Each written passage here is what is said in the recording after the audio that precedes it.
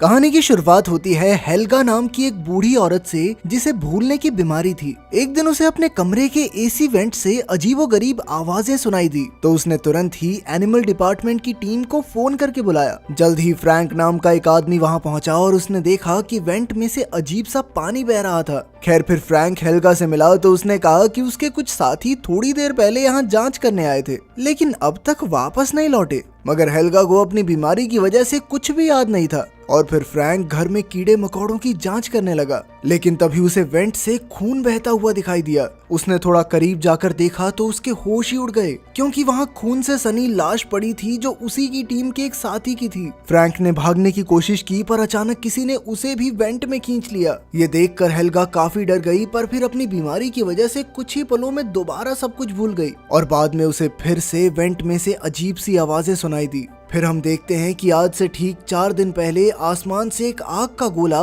सीधा इस बिल्डिंग पर आ गिरा था जिसने एक मकड़ी को जन्म दिया। ये बिल्डिंग गंटर नाम की एक औरत की थी जो असल में हेल्गा की बहन थी। थोड़ी देर बाद हेल्गा की पोती शार्लेट वेंट से होते हुए गंटर के कमरे में आ पहुंची। असल में वो गंटर की गुड्डियों की कलेक्शन चुराना चाहती थी पर तभी उसकी नजर उस मकड़ी पर पड़ी और वो उसे एक डिब्बी में बंद करके अपने साथ ले आई। उसने अपने कमरे में जाकर मकड़ी को एक कांच के डब्बे में बंद कर दिया पर तभी उसका सौतेला बाप ईथन वहां आ गया क्योंकि गंटर ने उसे शार्लेट की शिकायत की थी। उसने शार्लेट को समझाया कि किसी कमरे में चोरी छुपे घुसना अच्छी बात नहीं होती मगर शार्लेट ने उसकी एक बात नहीं सुनी क्योंकि वो ईथन को अपना बाप नहीं समझती थी। बाद में हम शार्लेट की माँ हेदर को देखते हैं जो अपने छोटे से बच्चे लियम को संभाल रही थी। हेदर ने शार्लेट को लियम को संभालने की जिम्मेदारी दी और खुद काम से बाहर चली गई। कुछ देर बाद शार्लेट को एक कॉकरोच दिखा तो उसने कॉकरोच को पकड़कर मकड़ी को खाने के लिए दे दिया और वो मकड़ी एक ही झटके में इतना बड़ा कॉकरोच निगल गई। तब शार्लेट ने खुश होकर उसका नाम स्टिंग रखा।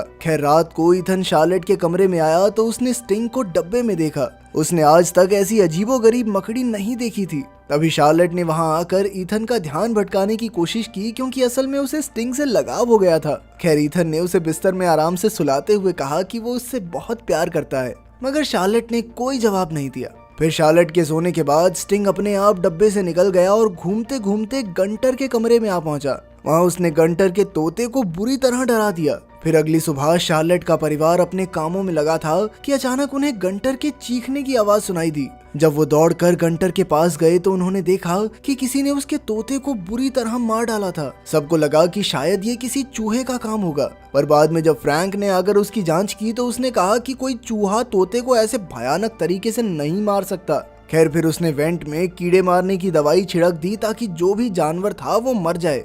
उधर शार्लेट अपने कमरे में स्टिंग के साथ बैठी थी। असल में स्टिंग तोते को मारकर चुपचाप अपने डिब्बे में वापस आ गया था। अचानक फोन से बिल्ली की आवाज आई तो स्टिंग ने भी ठीक वैसी ही आवाज निकाली और ये देखकर शार्लेट के होश ही उड़ गए। फिर उसने कई कॉकरोचेस इकट्ठा करके स्टिंग को खिलाए। तभी वहाँ कपड़ों को कीड़ों से बचाने वाली गोली यानी मॉथ बॉल आ गिरी तो स्टिंग उसे देखकर बुरी तरह डरने लगा जिससे शार्लेट को समझ आ गया कि स्टिंग मॉथ बॉल्स से डरता है। जल्द ही फ्रैंक कमरे में कीड़े मारने वाली दवाई छिड़कने आ पहुंचा मगर शार्लेट ने इससे साफ इनकार कर दिया क्योंकि वो स्टिंग की हिफाजत करना चाहती थी। फ्रैंक ने जब स्टिंग को देखा तो उसने कहा कि ऐसे कीड़े को साथ रखना खतरे से खाली नहीं है मगर शार्लेट उसकी बात मानने को तैयार ही नहीं थी। फिर रात को स्टिंग एक बार फिर डब्बे से निकलकर वेंट से होता हुआ मारिया के घर तक आ पहुंचा। उसे देखकर मारिया का कुत्ता बेहद डर गया और फिर स्टिंग ने अचानक मारिया के चेहरे पर ही काट लिया। मारिया जोर से नीचे गिर गई और जब उसने उठकर अपना चेहरा दोबारा देखा तो वो एक बार फिर से गिर गई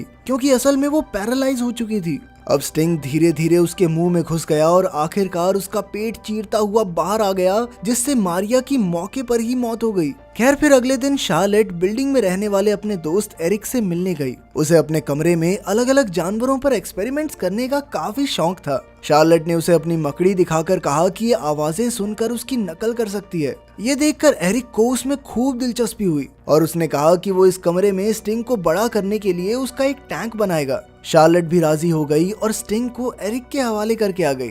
उधर मारिया का डरा हुआ कुत्ता जैसे तैसे वेंट के जरिए ईथन तक पहुंचा। ईथन उसे मारिया के घर लौटाने आया पर जैसे ही वो घर में घुसा तो मारिया की लाश देखकर उसके पैरों तले जमीन खिसक गई। उसने तुरंत पुलिस को खबर करके मामले की जांच करने को कहा। इधर बिल्डिंग में रहने वाले लोग अब परेशान हो गए थे क्योंकि पहले एक तोते का कत्ल हुआ और अब मारिया का।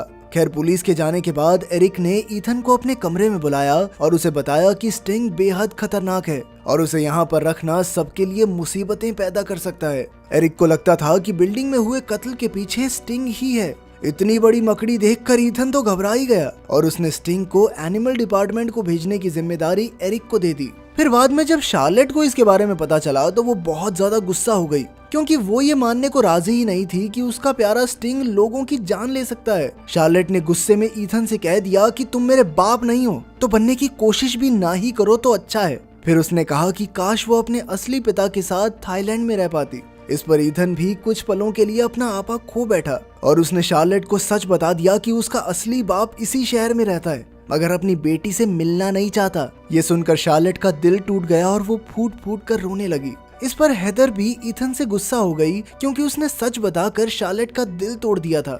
वहीं दूसरी ओर हम देखते हैं कि एरिक ने स्टिंग को एनिमल डिपार्टमेंट को सौंपने की बजाय उसके लिए एक बड़ा सा टैंक बना दिया था ताकि वो उसमें तेजी से बड़ा हो सके। वो इस मकड़ी की शक्तियां देखना चाहता था ताकि बाद में वो इसे अपने फायदे के लिए इस्तेमाल कर सके। आखिरकार वो इतना बड़ा हो गया कि वो उस टैंक में भी पूरा नहीं आ रहा था। इसके बाद हम देखते हैं कि गंटर अपनी खोई हुई बिल्ली को ढूंढ रही थी कि अचानक उसे वेंट से मियाऊ की आवाज सुनाई दी। उसने टॉर्च जलाई और सीधा वेंट में घुस गई। अचानक उसकी टॉर्च बंद हो गई और स्टिंग ने उस पर जानलेवा हमला कर दिया। इधर ईथन को नौकरी से निकाल दिया गया था, इसलिए वो इतना परेशान हो गया कि वो गुस्से में घर की चीजें तोड़ने लगा। हेदर ने उसे रोकने की कोशिश की तो जल्द ही उन दोनों में बहस छिड़ गई। लड़ाई का माहौल देखकर शार्लेट ने अपने छोटे भाई लियम को उठाया और अपने कमरे में आ गई। वहाँ वो हेडफोन्स लगाकर आराम से वीडियोस देखने लगी। उधर ईथन और हेदर की बहसबाजी चल ही रही थी कि अचानक स्टिंग ने वहाँ आकर उन पर जबरदस्त हमला कर दिया। फिर वो उन दोनों को खींचकर वेंट में ले गया और इधर शार्लेट को कानों कान खबर भी नहीं हुई। बाद में उसने मारिया के कुत्ते को जोर जोर से भौंकते हुए सुना तो वो उसे देखने गई। तभी अचानक स्टिंग आया और वो कुत्ते को भी पकड़कर वेंट में ले गया। फिर शार्लेट ने देखा कि घर में खून बिखरा हुआ था और ईथन और हेदर दोनों गायब थे। वो काफी घबरा गई और उसे एहसास हुआ कि इसके पीछे स्टिंग का ही हाथ है। मगर इससे पहले कि वो कुछ कर पाती, स्टिंग वहाँ आकर लियम को भी उठा ले गया। ये देखकर शार्लेट बुरी तरह रोने लगी और इस सब का जिम्मेदार खुद को समझने लगी। तभी अचानक उसे याद आया कि स्टिंग मॉथ बॉल्स से डरता है। फिर उसने तुरंत मॉथ बॉल्स का पाउडर बनाकर उसे पानी में मिलाया और फिर इस पानी को पिचकारी में भरकर स्टिंग को ढूंढने निकल पड़ी। बाद में जब वो एरिक के कमरे में पहुंची तो उसने देखा कि एरिक छत पर मकड़ी के जालों में फंसा हुआ था। फिर वो अपनी दादी हेल्गा को देखने गई तो वो एकदम ठीक ठाक थी। असल में हेल्गा हमेशा अपनी जेब में मॉथ बॉल्स रखती थी, जिस वजह से स्टिंग ने कभी उस पर हमला नहीं किया। फिर शार्लेट ने हेल्गा को एनिमल डिपार्टमेंट का नंबर दिया और उन्हें फोन करके यहाँ बुलाने को कहा। इसके बाद उसने मॉथ बॉल्स के पानी की कई बॉटल्स भर ली और अपने शरीर पर भी ये पानी छिड़क लिया। इसके बाद वो खुद वेंट में घुस गई, जहाँ उसे ईथन के चिल्लाने की आवाज सुनाई दी। उसने देखा कि ईथन भी मकड़ी के जालों में बुरी तरह फंसा हुआ था, इसलिए उसने जालों पर मॉथ बॉल्स का पानी छिड़क कर उसे आजाद किया। फिर जैसे ही वो भागने लगे तो अचानक वेंट टूट गया और वो बिल्डिंग की बेसमेंट में आ गिरे। तभी स्टिंग वहां भी पहुंच गया और अब वो शार्लेट पर हमला करने ही वाला था कि तभी ईथन ने तुरंत उस पर मॉथ बॉल्स का पानी फेंक कर उसे भगा दिया। लेकिन फिर जल्द ही उन्हें एहसास हुआ कि वो बेसमेंट में फंस चुके हैं, क्योंकि उनके पास दरवाजे की चाबी नहीं थी। शार्लेट को बहुत पछतावा हो रहा था और उसने कहा कि ये सब उसकी गलती है, पर फिर ईथन ने उसे हौसला देते हुए कहा कि सब कुछ ठीक हो जाएगा। उधर हेल्गा को फिर से अजीबोगरीब आवाजें सुनाई दी तो उसने एनिमल डिपार्टमेंट को फोन करके फ्रैंक को बुलाया। फिर जैसा कि हमने कहानी की शुरुआत में देखा था, फ्रैंक वहाँ की जांच करने आया, मगर अचानक उसे स्टिंग ने वेंट में ही खींच लिया। आखिरकार फ्रैंक भी बेसमेंट में आ गिरा, जहाँ पर ईथन और शार्लेट मौजूद थे।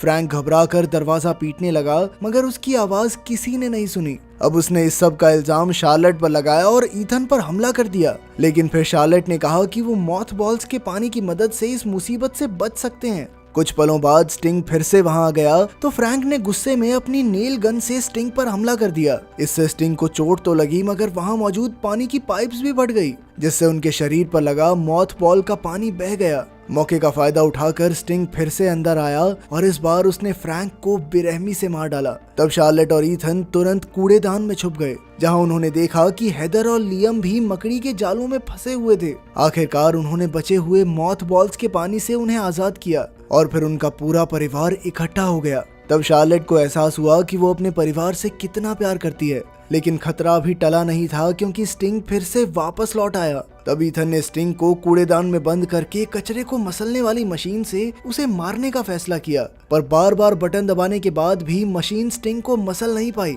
तब ईथन ने अपनी जान पर खेलकर प्लग को दोबारा से लगाया, जिससे उसे जोरदार बिजली का झटका भी लगा। सही मौके पर शार्लेट ने बटन दबा दिया और मशीन ने जोरदार वजन से स्टिंग को मसल कर रख दिया। आखिरकार अब वो सब सुरक्षित थे और शार्लेट दौड़कर ईथन के पास गई और कहा कि पापा, मैं भी आपसे बहुत प्यार करती हूँ। अंत में उन सब ने एक दूसरे को गले लगा लिया, पर फिर हम देखते हैं कि बेसमेंट के एक दूसरे कोने में मकड़ी के सैकड़ों अंडे टूटने के लिए तैयार थे। अगर आपके ऊपर ऐसी मकड़ी हमला कर दे तो आप क्या करेंगे? कमेंट्स में जरूर बताना।